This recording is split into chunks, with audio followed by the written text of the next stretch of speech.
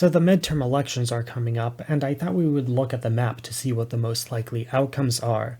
So starting with the Senate, there are 7 toss-up states according to the Real Clear Politics, but I think there's a lot fewer as some of these races aren't close at all. Like if you look at North Carolina, for example, the polls have been showing that the Republican is consistently ahead the entire election cycle since June, and the polls have historically underestimated the GOP in this state by 5.4%. So he's even further ahead than what the polls show. It's a similar case in Wisconsin where the Republican has recently taken the lead and is widening the gap with the Democratic opponent. And in this state, the Republicans have historically been underestimated in the polls by 4.4 points. So in actuality, Senator Ron Johnson likely has a 7.2% lead in the polls. This puts both of these states firmly in the hands of the Republicans, but on the other hand, New Hampshire is considered a swing state despite the Democrat having consistently +6 in the polls across the board. I have no idea why this is in the toss-up category. This is clearly in the hands of the Democrats. So that leaves us with 4 core toss-up states: Nevada, Arizona, Georgia, and Pennsylvania. And I do think these are all toss-ups. With that said, this is a prediction video, so we are going to look at these a little deeper. Let's start with Nevada. The Democrat is the incumbent in this race, but the Republican has recently taken the lead in mid-September. But this is a fairly small lead, and the Democrats have been underestimated in the polls in this state by 0.8%. But even taking this into account, the Republican is still barely ahead, albeit within the margin of error. And we don't really take into account outlier polls until subsequent polls show a similar pattern. It's generally more believable when a major event happens that affects the race, like a debate or something.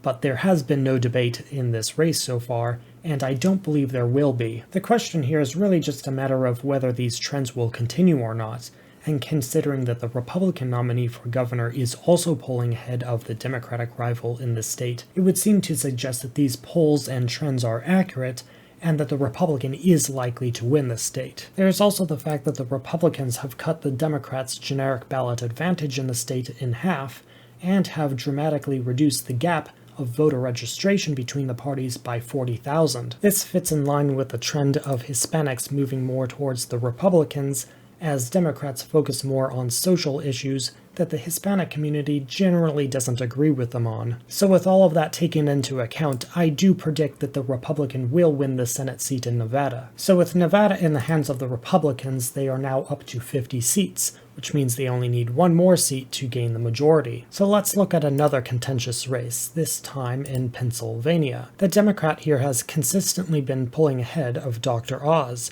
However, the polls have underestimated the GOP by 5.3 percentage points in 2016 to 2020. So adjusting for this, it would seem to suggest that Dr. Oz has a clear advantage of about 2 percentage points. However, the main reason for Republicans doing so well in the state in recent years is due to the fact that Trump was really more of a populist than a conservative, and that appealed to the Rust Belt, who lost a lot of their manufacturing jobs in the past as they were shipped overseas. But Dr. Oz, despite being endorsed by Trump, is clearly not in that wing of the party. He's more of a basic establishment Republican, and he does come across as a bit of a snake oil salesman. There's also the fact that the Democrat nominee for governor is nearly 10 points ahead of the Republican, and I don't really see that many cross-ballot voters voting for the Democrat for the governor and the Republican for the senator. This does happen in small amounts, but a 6 to 10% gap is pretty difficult to close. You might argue that John Fetterman's health is what's helping the Republicans so much in this state,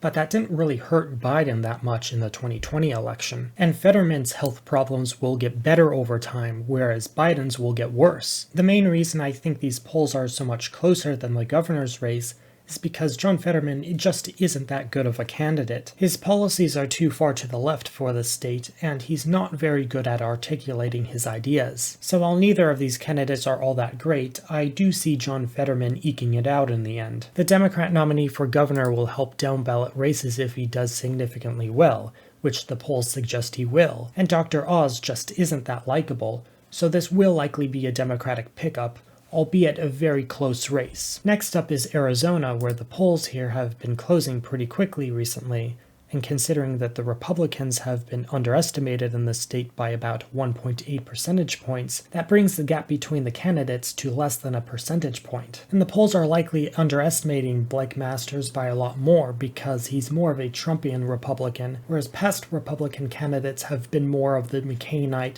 establishment Republicans. And polls have historically underestimated Trumpian Republicans a lot more than establishment ones. Another thing that's helping Blake Masters here is that the Republican nominee for governor in the state, Kari Lake, has been consistently ahead in the polls, and her politics are nearly identical to Blake Masters. So with the two being so similar and the polls likely underestimating them a lot more than previous Republican candidates, I predict that Blake Masters will win this race, especially since the polls are consistently tightening. So with Arizona in the Republicans' hands, that would give them a 51-seat majority in the Senate. I do think a lot of these races will be close, but I think they will ultimately gain the majority. But there is one more state to look at, and that is Georgia, and the odd thing here is that it won't really matter that much on election night, as neither candidate is likely to break 50%. This means they will go to a runoff in December, specifically December 6th. So essentially none of this data matters because the entire calculation for the race will change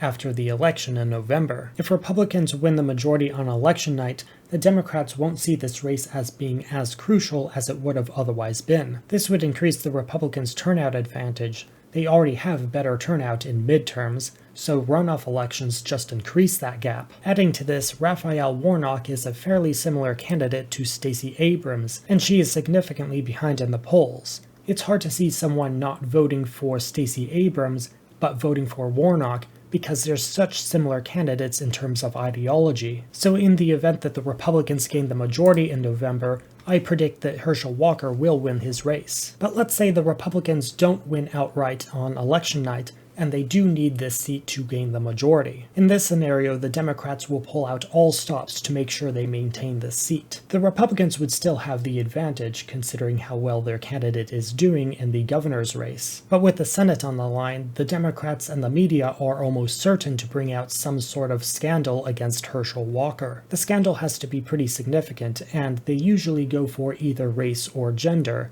and considering that Herschel Walker is black, they're probably not going to go down the race route. There isn't even a question here. There will be rape accusations against him if control of the Senate depends on the seat. At that point, it really depends on how he and his campaign handle the situation. If they handle it poorly, the Democrat is likely to win, regardless of whether the accusations are accurate or not. If he handles it well, he still may lose, but he would at least have a chance at that point. It also depends if Republicans have learned anything from the Roy Moore situation in Alabama, where accusations came forth, the candidate didn't handle himself that well, he lost his election, and then later on it turns out those accusations were false. The good news for Herschel Walker is that he likely won't have to deal with this situation, as Republicans are likely to win the Senate on election night. The Democrats won't bring out false accusations in a race that isn't that consequential to them, because at a certain point it will become the boy who cried wolf, and people won't believe them anymore. So with all of my predictions in, that brings the Republicans to 52 seats and the Democrats to 48 seats. This is pretty similar to the Real Clear Politics projections,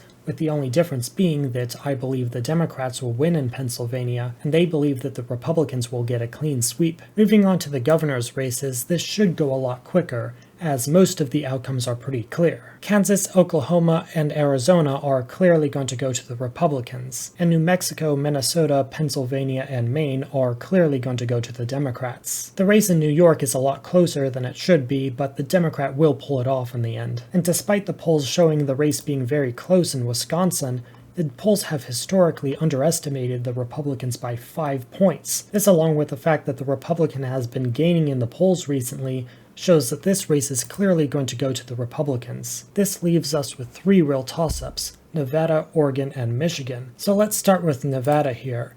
It's similar to the Senate race where it's very close, but the Republican is slightly ahead and has been gaining in the polls. We already went over the various reasons why Republicans have a bit of an advantage in this state this election cycle, with the Republicans doing better in the generic ballot in Nevada, with them reducing the voter registration gap significantly, and there being a consistent trend throughout this election cycle, I predict that the Republican will win this race, though it will be pretty close in the end. Next, we're going to look at Oregon, which is surprising that it's a toss-up considering how blue the state is. But there is a bit of an explanation for it, as this is really more of a three-way race. And it seems the independent is pulling a lot more votes from the Democrat than the Republican. And Oregon is not a state that has runoff elections, so whoever gets the most votes wins, regardless of whether they get a majority or not. And with the Republican consistently pulling ahead of the other two, it would seem to suggest that Oregon is going to get its first Republican governor in a long time. However, some people do get cold feet when voting for an independent or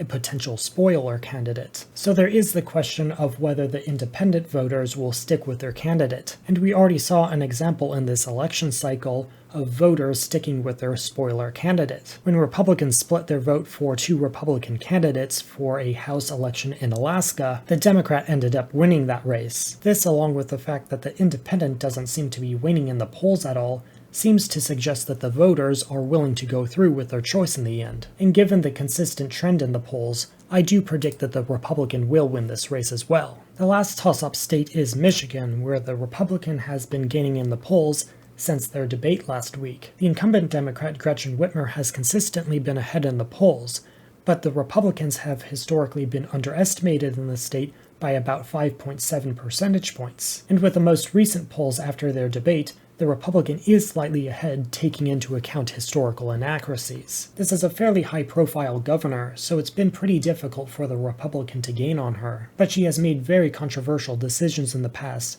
especially relating to the COVID pandemic. This has made her vulnerable, and she's paying for it with a very close race. This is about as close as you're going to get to a coin flip in this election. It's really hard to tell who's going to win this one. But given the trajectory of this race with the polls tightening so much, I think this will be a dark horse pickup for the Republicans. Not many people are paying attention to this race, and I think it's going to surprise quite a few people. So with these predictions in, the Republicans will have 31 governors, and the Democrats will have 19. This is again pretty similar to the Real Clear Politics predictions. The only difference is, I believe that the Republicans will pick up Michigan, whereas they believe the Democrats will hold it. Finally, we come to the House of Representatives. But don't worry, I'm not going to get into any of the individual House races here. If we only look at the races that are solidly in the hands of the Republicans and Democrats, then the Republicans already have a 3-seat majority, so it's virtually guaranteed that the Republicans will take the House. It's just a question of by how many. There's not much data on many of these races at all,